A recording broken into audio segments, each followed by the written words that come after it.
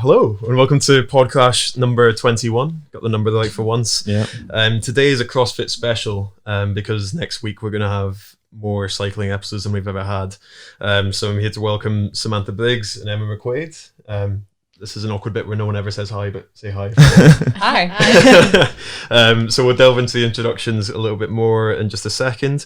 But yeah, so we'll talk about next week, Phil, quickly. Yeah, so we've got a pop-up in Yorkshire, the Road World Championships. We're not selling coffee, we're giving free coffees away. Crucially for insurance, we're giving coffee away. We're giving coffee away. Lama Zocco has kindly sponsored us a coffee machine. North Star Coffee Roasters in Leeds giving us coffee. And Tampa supporting us as well. Yeah, so we're down by the Prince of Wales roundabout, just opposite the fan zone, 400 metres away from the finish line. We've got a camper. Phil's going to be there most of the time, as his usual cheery self, so come and say hello. And we'll be recording some podcasts there as well, so you might see some special guests coming in and out. So check it out if you can. I've actually got my first ever commercial thing to read out. You know, like in a top of the advert, like you see on this Jason Nash show. You ready for it? Yeah. Okay. So we're sponsored by Temper, a mattress like no other. And if you use code CYCLING100, you get up to £100 off a Temper mattress. So visit www.temper.co.uk. What did you think? You did that so well. Yeah. I've got a feature in the radio advertising. Great. That's the highest praise you've ever given me about anything. We won Olympic gold together and you went, no, that's all right. You did all right there. So yeah, we'll dive into the introductions. So Samantha Briggs is considered the fittest woman on earth in 2013. She's qualified for the CrossFit Games every year, apart from 2014, starting in 2012. Was that correct? I didn't qualify in 2012 because I broke my kneecap. Ooh. I've been to the games since 2010. Okay. So 10, 11, 13, 15, 16, 17, 18 and 19. And we'll get into why just getting to the CrossFit Games is quite an impressive feat to start with. And then we've also got Emma McQuaid, who you'll be able to tell by the accent is from Northern Ireland, not far away from where I was born in Glasgow. But yeah, so she is the first Irish woman to qualify for the CrossFit Games. It was actually at Gold Coast Commonwealth Games for the Northern Irish team in weightlifting, which is pretty interesting as well. So we might have actually walked past each other at the food hall at some point and not realised you were there to start with. So I guess like a first bit to kick off is like most of our listeners are probably more used to Olympic sports and specifically cycling. If you two could like describe CrossFit to someone in 2 sentences, how would you describe it? Well, you can have the proper CrossFit description, or how we like to say it's just functional fitness, and basically it's a combination of any sort of fitness that you can imagine thrown into one long week of competing. Competitions range from like 3 to 5 days, and we can have up to like 15 or 16 events, and the events aren't defined, so you have to train for everything. And so when is it? So the events that you're given, like, because I think most of the cyclists would be aware of when CrossFit tried cyclocross, and people crashed pretty much every obstacle. But like, how much notice do you get before you know the event that you're going to be doing? Sometimes it's not until before the event. Really? Yeah. And the variety of the different events, like what's the weirdest one that has ever been described to you guys?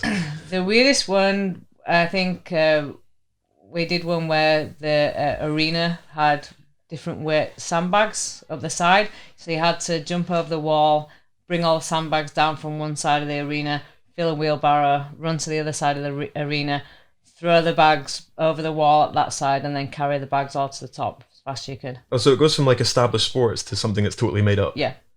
And then you've got the core exercises as well, or is it all? No, that was just one event of 15 that year. So that was basically, if you're fit enough for life, it's like people have to carry stuff and move stuff around. So it was kind of simple in its like methodology, but for you to race against like there was 40 people on, so you're racing against 39 other females to be the fastest one to get all these bags down onto the other side, and the wall at the other side was high. So you had to be strategic how you got the bags over, because there were some light bags and some heavy bags. So the smart people piled the light bags up so that they were taller to like push the heavy bags over, because the heavy bags were too heavy to throw.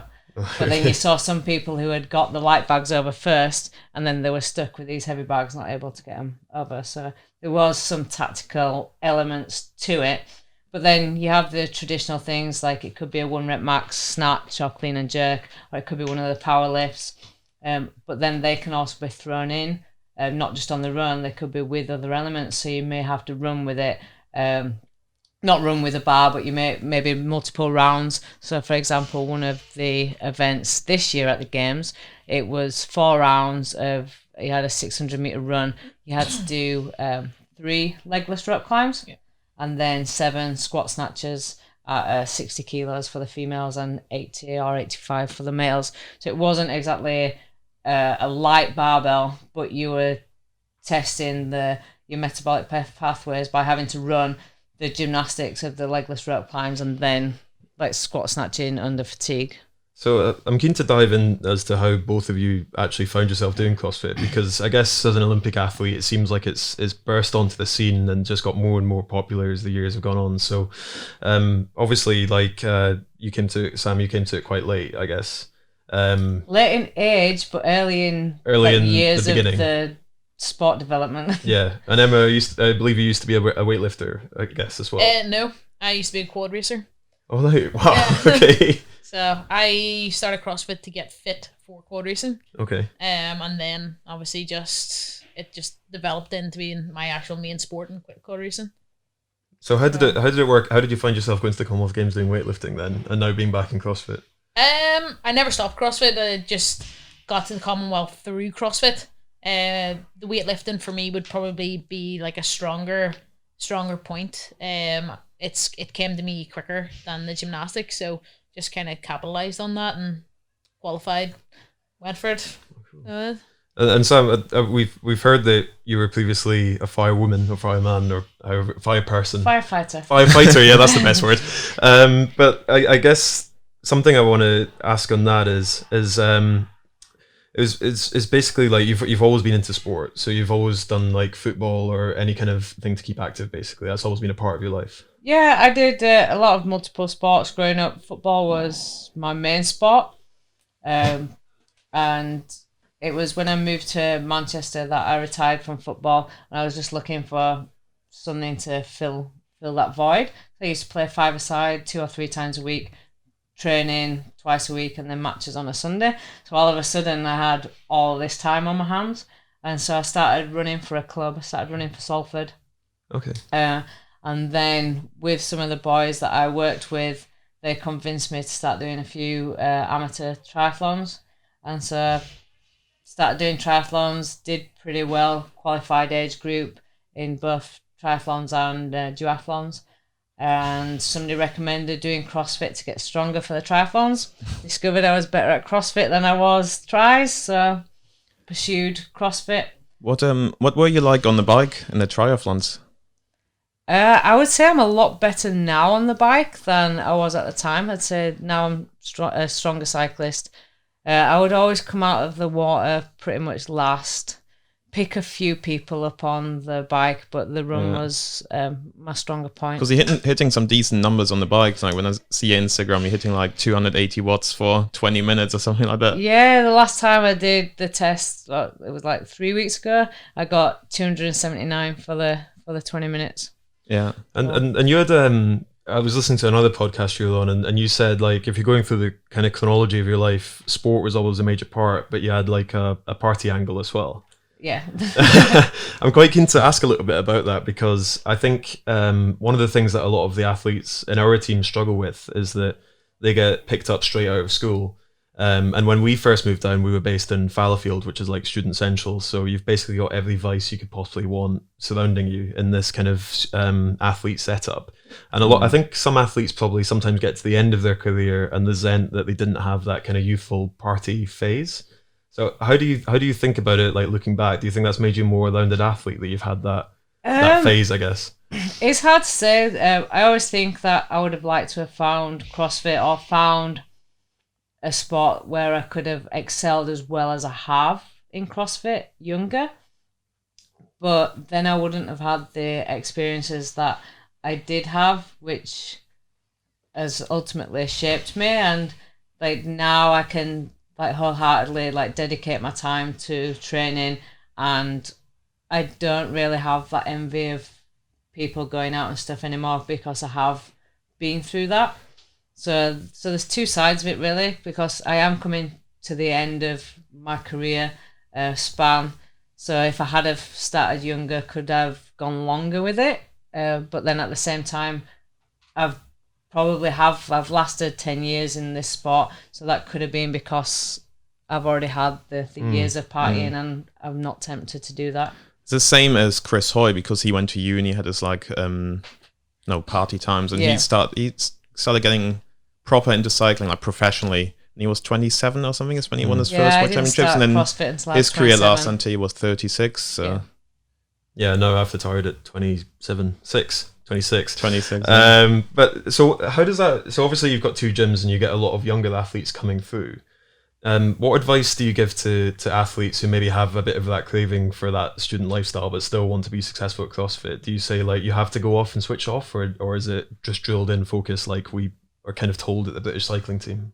I think it's finding a balance, because if you're going to be resenting your training, you're not going to be putting in the full effort. So like one of the boys who's going to be training with us tomorrow,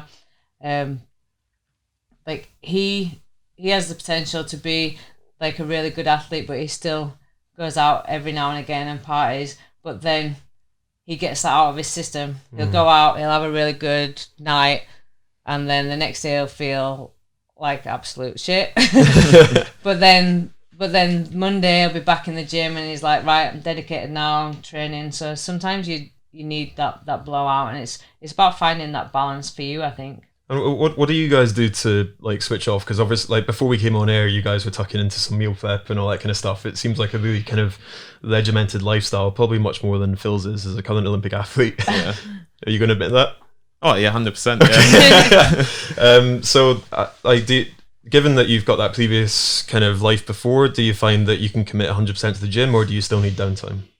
Downtime, but in a different sense. I like to read. I like to watch movies. I still like to go out, but it's not very often. It's more for special occasions. It's not like I'm out every weekend. Yeah, no, fair enough. And I forgot to do something in the intro, which is becoming a bit of a podcast habit, which is finding out what you bench compared to Phil. Because on the last podcast, we thoroughly embarrassed him because we had a powerlifter on who... He's also, it's this profession. It's your profession. Not benching. Yeah, but you've got it in your program twice a week. Not anymore. Well, you used to have it. No. Used to, yeah. Don't get so defensive. Just let's have it. So can we have the all-time PBs from both of you? Mine was 93 kilos. Okay. Mine was 90. I got 90 for a double in the team series. There's video evidence. 90 for a double? Yeah. That's almost at your peak, mate. Yeah, I've done 100. But I'm probably also weigh a lot more. So it's pretty embarrassing. No, exactly. But how much do you squat? Back squat 130. Yeah, we've got his back up now. I've got it covered. Don't play along here. So I guess something I'd like to ask is like, so obviously, Sam, you got into CrossFit like in the early days, and I think like, don't take offense to this, but looking from the outside, it seems like CrossFit for a little while struggled for like legitimacy, and maybe Emma, you can pick up on this a little bit from like a weightlifting point of view. CrossFit was always kind of like laughed at a little bit and not really taken that seriously, like either for kind of bad form, or I guess maybe just bad form was the main one in terms of memes I've seen online and things like that. Would you agree? Like lifting form, yeah. Yeah. But now it seems to have like really carved out its place as like a legitimate, like really super competitive sport. Like, how did that feel coming into the early days of kind of CrossFit and being, maybe you're not aware, but possibly being aware of what other people were saying about the sport at that point? Yeah, I think it's like anything else. When something new comes along, there's always going to be that questionable Is it going to last, or is it a fad? And especially a lot of the memes that get posted, like some of the videos that are on there aren't even like CrossFitters. They're just stupid people lifting stupidly. But you get that in every sport. People will inevitably look like idiots doing stuff. and they'll go and do stupid things, and you're just like, why?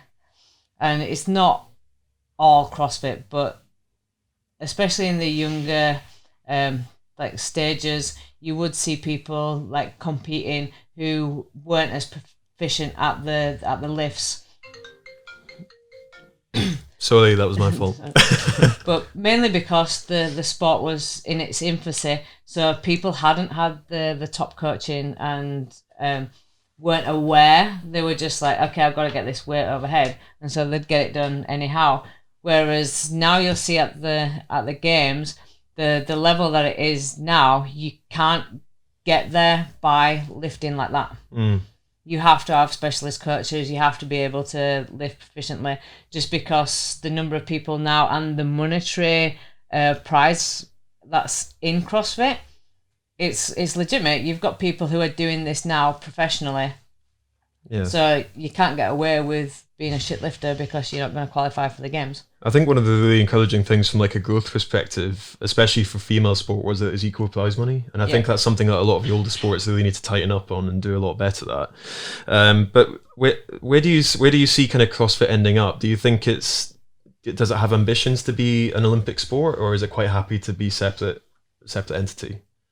So there's another like branch that's come off of CrossFit, Functional Fitness Racing Federation, and they're trying to become a Olympic sport, and they have like clearly defined elements which is required to make an Olympic sport, but within those elements the movements or the like rep scheme and stuff can change, which is the element of CrossFit that's still in there. So there's the unknowable part of CrossFit, but the number of events and the type of events and the duration that the events go on for are defined.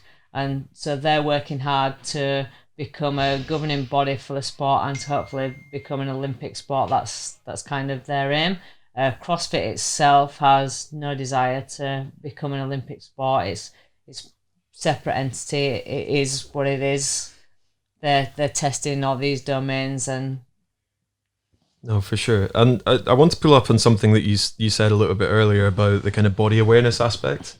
Because I was listening to another podcast you did, and you said that you found like gymnastics quite key to actually know what your body's up to. And I think that's something that I've been made a lot more aware of, kind of transitioning out of professional sport and going back into public gyms or public yoga, is that you really understand that a lot of people have no idea what their body's doing at all. Yeah. So I guess how would you say gymnastics has kind of impacted that kind of key body awareness? It was definitely one of the harder elements for me, and I still will like struggle with like parts of gymnastics, just because I spent all of my life on my feet and I kicked a ball around. Yeah. So then to have to like go upside down and walk on my hands and stuff, it's still very like alien for me, and it's something that I have to work hard on.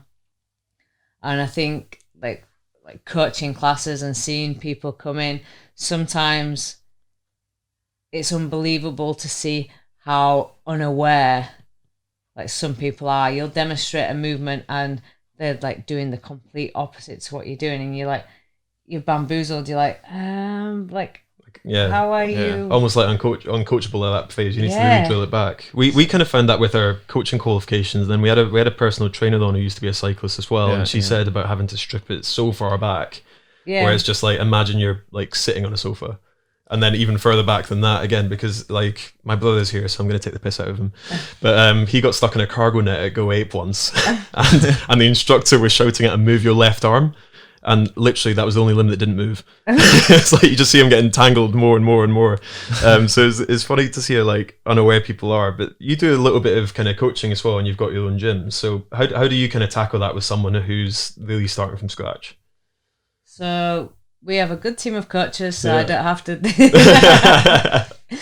So we run the class that's going on tonight is called the Foundations class, and so they're doing everything but like with a PVC pipe and like a really light med ball and stuff. So they won't progress onto using the barbell and the weights until they actually have a little bit of awareness of like actual movement and where their body like should be. And That's what I did when I started to snatch. Just use the barbell and a little wooden stick. Yeah. Well, sometimes it's counterproductive because it moves too easy a little bit. I don't Yeah, know. but the way that some people move, you like have to. Yeah. I mean, have you seen the Friends episode when Phoebe's trying to teach Joey to speak French? And she's like speaking French and he's just going blah, blah, blah, blah, blah, blah. Back to when you like some people, you demonstrate something or you tell them something and it just looks nothing like you're saying, and it's like you really do. It'd be unsafe to give them a bar that weighs 20 kilos. Yeah. You just need them to like become aware of like their body and like in space of time. Well, some people can't even squat. Yeah. Like I PT and like coach sometimes in the gym, and you take them for the induction and you're like, okay, so we're gonna do an air squat, Don't know what to do. and they can't do it, and I'm like, just think about sitting on your sofa, and then like they shoot their knees forward and they go sideways, and you're like, what? Like you sit every day, you know? It's quite strange. That's what you're like. You can't squat, can you? I can squat, I just can't squat much, and it looks Yeah. dangerous enough that people tell me to stop. But like, I think one of the interesting things is like everyone has the ability to squat when they're younger. So like, if you see a Yeah. toddler bend down, It's awesome. it's It's like the perfect bottom position. great form. You're like, Yeah. And then somewhere in your teens or when you start growing, you completely lose it, I guess. Which so is much Yeah. sitting. Mm, Like sitting down is the worst thing for people, and that's why like people who have a 9-to-5 job need a stand-up desk, because if they're sitting for all that time, the amount of damage that they're doing to their body Yeah. is incredible. people say sitting's the new smoking, don't they? I guess. Yeah. But on you go. So when you two started CrossFit or lifting in general, what were you like lifting? I was you- probably on one of those memes. Really? In fact, I definitely was on a lot of those memes. So you started like the guys in the gym now, like a foundation class. You started off like this. No, because I was a firefighter as well. I did a lot of lift. I did bro sessions with the guys Yeah. in the firehouse. We'd like look through the men's fitness magazines and pick out workouts, and like so I was fairly like strong before I started CrossFit. My first CrossFit session, I was doing strict pull-ups and stuff, so I had strict strength there, but regarding like good movement and like we said, body awareness, like my first games, the first event we had to do had squat snatches in, and I couldn't squat snatch the weight properly. I was like powering and trying to like ride down, which was a no rep. So like the first event at the games was like my 1 rep max that I was meant to do like 20 odd reps with, compared to like now that weight's like nothing. Yeah. But it took a while, and definitely in my first few years in CrossFit, my movement mechanics were nowhere near where they should have been. And it took me being injured in 2012 when I had the knee injury that we stripped everything back and started working with a movement coach, and then I came back a lot better and a lot more aware. I'm glad it worked for you, because I've stripped things back so many times. Yeah. Like, probably in my career we did it about 10 times. So you Strip need back the to- squat and start You need again. to work with James, who's just left. No, it's too late for me I now. can't. Oh no, It's never definitely too not. late. Like I said, I didn't start CrossFit until I was 27, and I didn't win the games until I was 31. Maybe Yeah. you could win the CrossFit Games. So there You think go. it? Well, no, absolutely not. There's one thing you're not going to Are you willing to change the bet? Because you bet me that if I do a 10 hour 59 Ironman, then you'd give me all of your physical worth. No, 9 hours, Material 59 hours, I think. Was it 9 hours I 59? think so, yeah. Okay, so if I win the CrossFit Games, is that equal to that? Yeah. Okay, fine. Thank you. That's You're not interesting. going to win You it. don't even need to win the CrossFit Games. Let's get you to qualify. Guys, please. I've got some sporting heritage. But I want to pick up on a little point about branching out, because CrossFit probably breeds. Because we have a thing in cycling where people become too specific at one thing.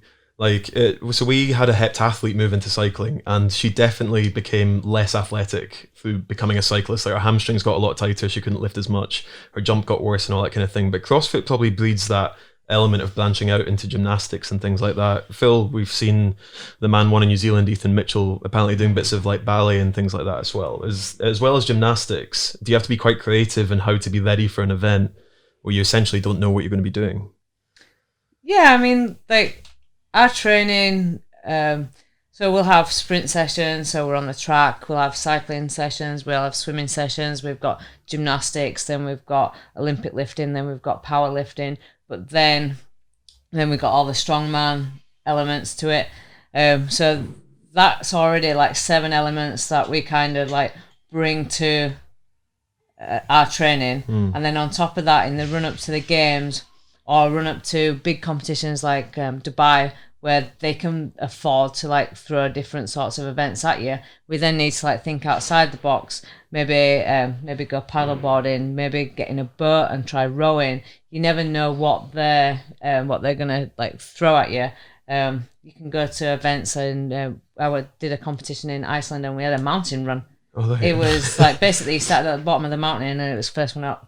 It was like, okay, let's go. So there's like, depending on where the competition is, you can be like doing anything. We've had pool events where you're swimming in a pool, and then the ocean in Dubai. Then the ocean in Dubai. I had a competition in Australia. We had to swim on the Gold Coast there. Do you not have like mountain biking in there as well at some point? So they had the mountain bike. I think that was 2012. They did that, and then they had the cyclocross in 2017. They had the crit race where everybody was falling off in 2018. Did you do the crit race as well? I competed in the Masters division that year. That was when I had my elbow surgery. Is this a different...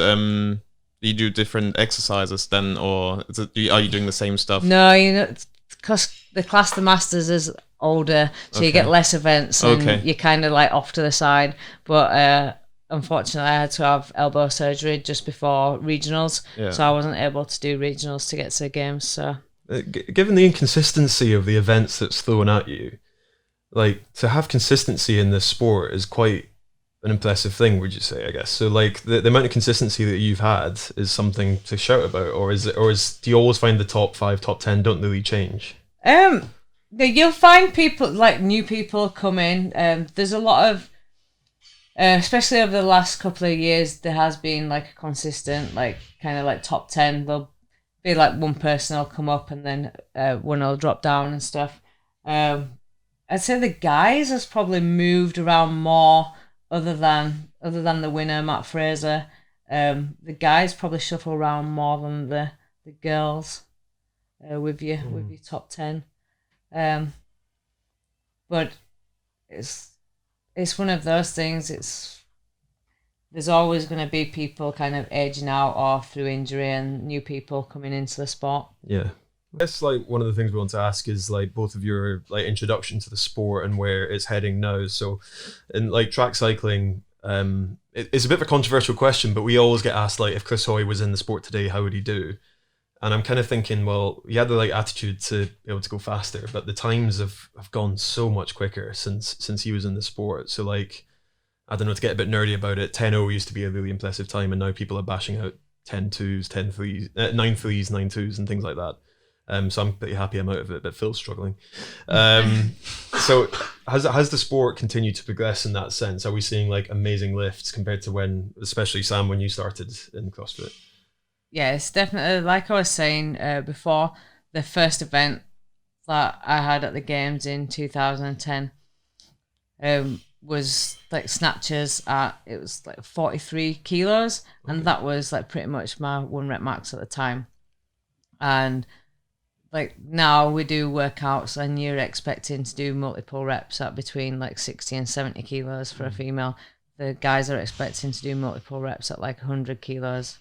And you're getting females in the sport like Mia, who's like snatching 104? 104, yeah. 104 kilos. Yeah. And it's like at the time when I first started in 2010, a guy would be so happy to get over 100 kilos. That would be kind of like their aim. They've made it. They're like, oh, I'm a athlete now. I can snatch 100 kilos, and now it's commonplace that the top females are snatching over 100 kilos.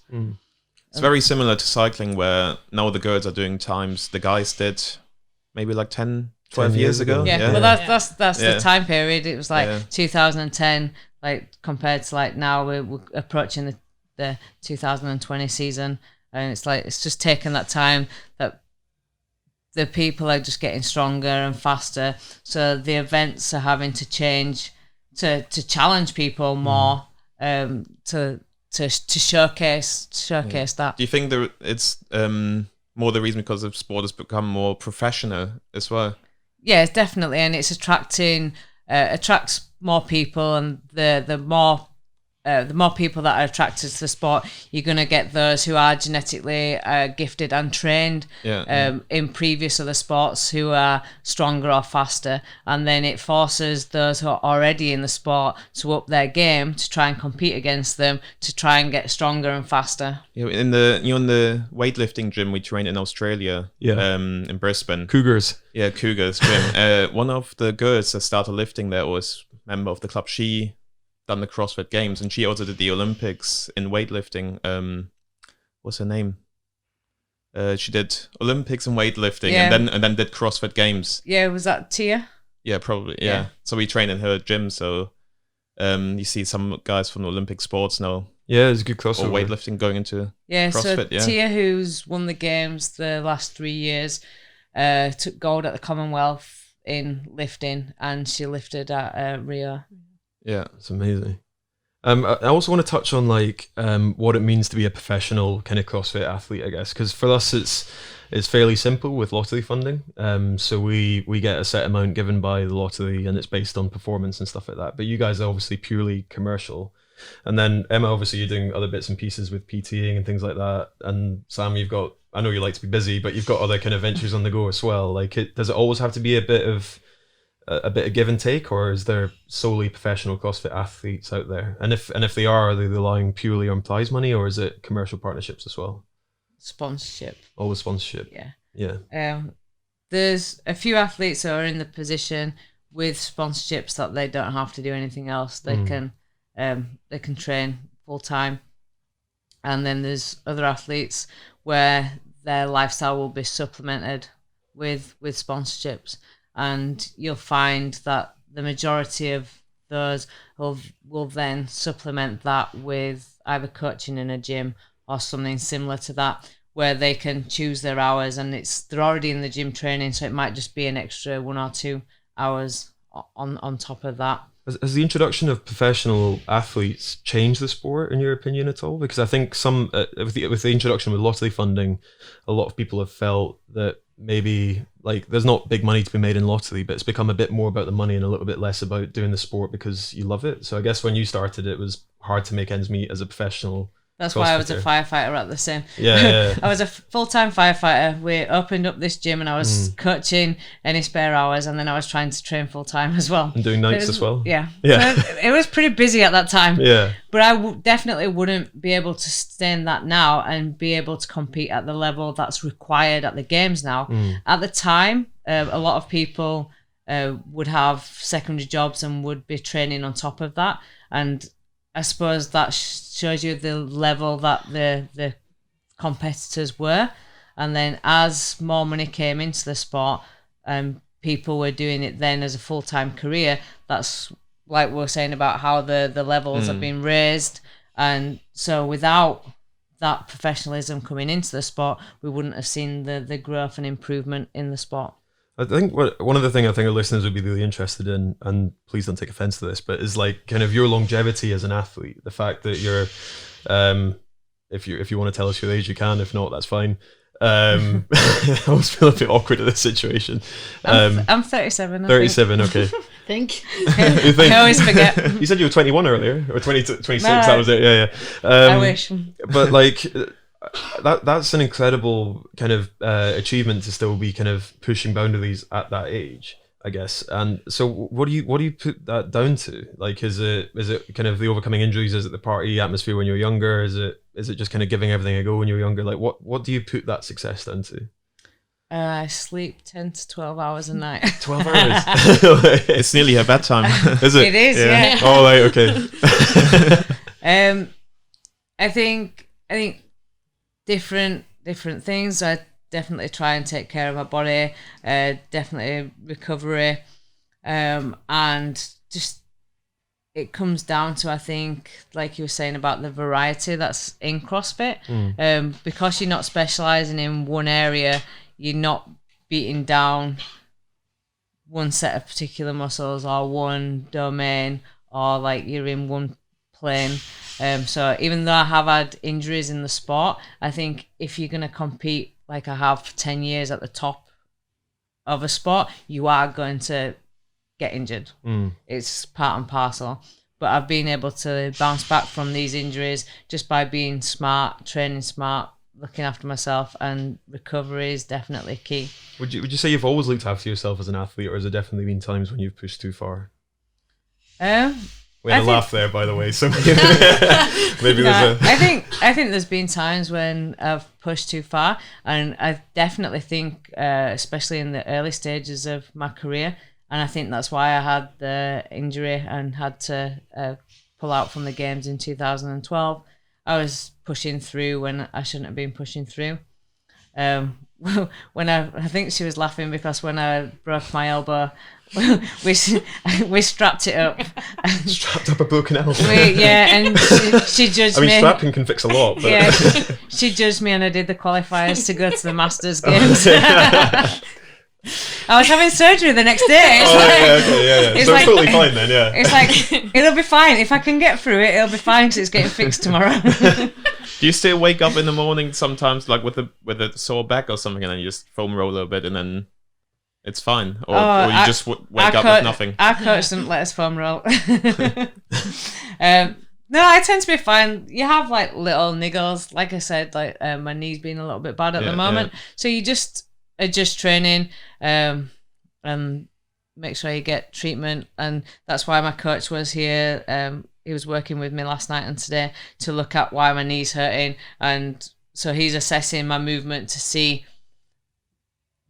why am I moving incorrectly that it's causing me to have pain. Because if I was moving correctly, there shouldn't be any like joint pain. So it's tightness in my hip causing me to shift over to the left, causing more weight to go through the left knee. So I'm having knee pain. So he's going to correct that over the next couple of days, and then next week hopefully I'll be squatting pain free. Does he write your training programs as well? Yes, he does. Yeah, for both of you. Yeah. Oh. And a bit of strapping for that knee and you'll be fine. It sounds like it's all good. You must have a really good physio as well. I guess so still talking about longevity, I noticed something quite interesting when we were off air that always sounds a bit wanky, but I'll say it anyway. That you're a vegan at the moment as well, or have been for some time. But not strict vegan anymore. Is that something that's down to your like longevity as well, or what was your reasoning for kind of going down that path? I think you always have to like experiment with things, and nutrition's something that you can always look into. When you're trying to make marginal gains, something like nutrition could go a long way.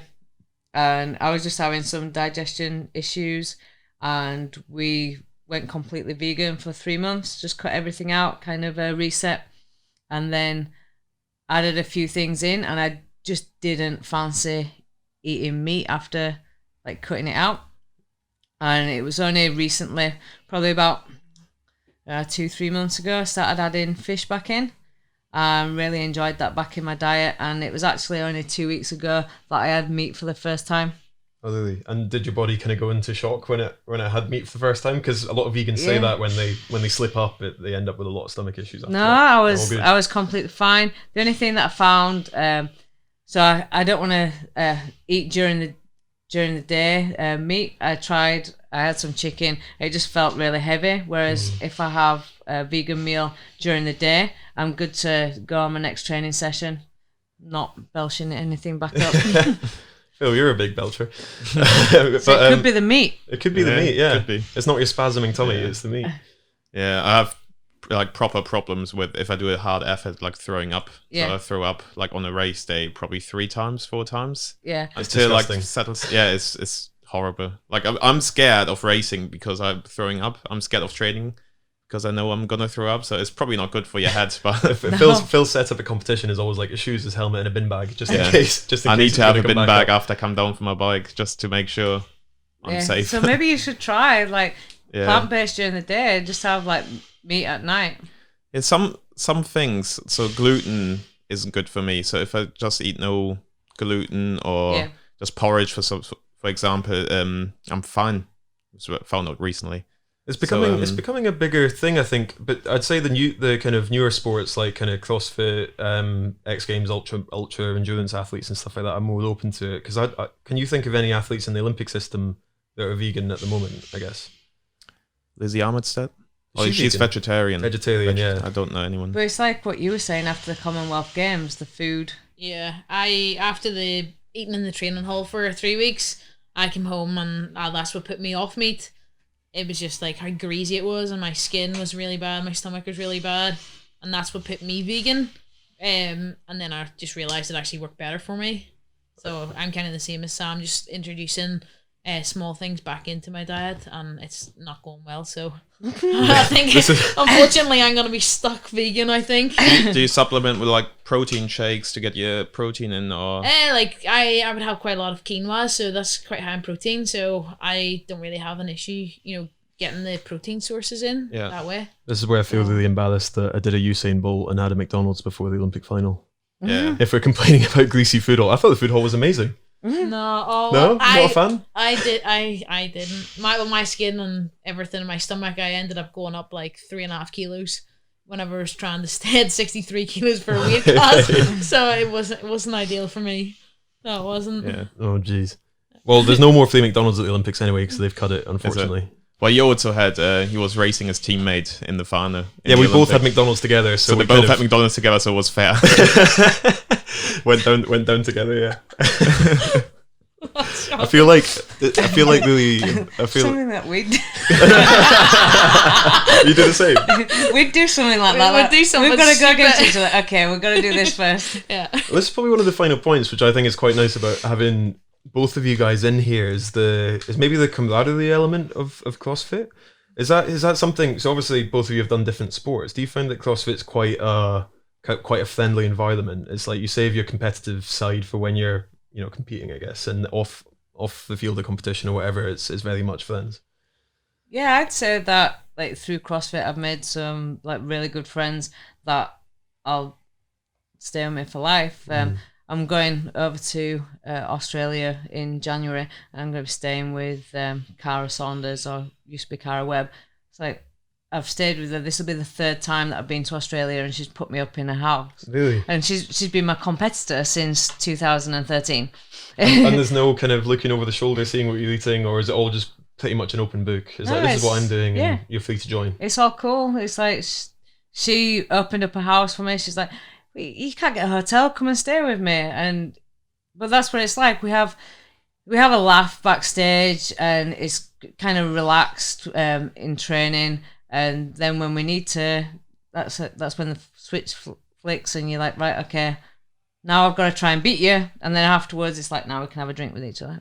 I think that's something that's been like totally alien to most Olympic sports. Like we're very much like, you can come down and sit in the stands, but it's very much a closed shop. The thing is similar to this, like in BMXing, I see they get invited with or they invite different teams to train with them because it helps them to train. But with Olympic cycling or cycling teams in general, you don't see. Because I remember we had a few Aussies on the track once, and everyone almost lost their shit. They were like, what are they doing here? What do they want to find out? And all it's this very kind of stuff. separate. Yeah, but I think I went to train with the Aussies. I think it's something that we need to incorporate more, because I went and trained with the Aussies after the Olympics for a little while, and they were very much an open door.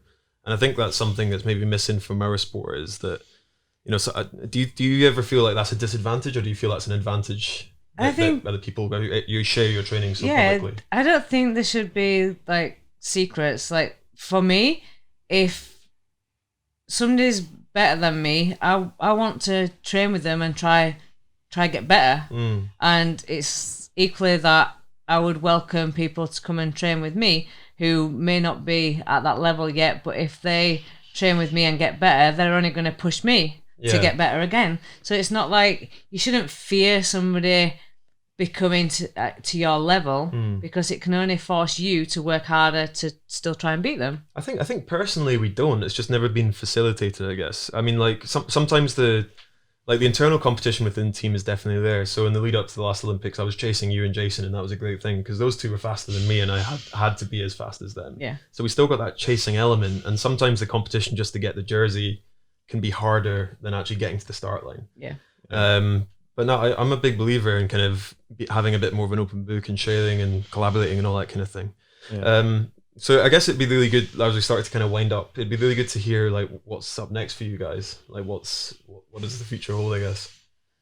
Well, we've got Opens in 3 weeks. 3 weeks, yeah. Yeah, so our qualification period starts in 3 weeks. Okay. And then we're both doing a comp in November in Dublin. Filthy 150. And then I've got Dubai in December. I'm going to get drunk in Tenerife in December. Are you on for total blowouts then? That's her off season. Her off season's December. I'm competing in December, but then I'm in New Zealand for a wedding, so I'll be having my beer in New Zealand. I'll be in New Zealand in January for my downtime. Because I think that's something I try to offer advice to a lot of athletes is like I see them doing downtime, I'm like, you're not doing it properly. Like you're sober for 50% of the time. Like, we need to up that a bit more. I overdone mine the last time, so I probably won't be drinking this time. Sam's seen my hangover.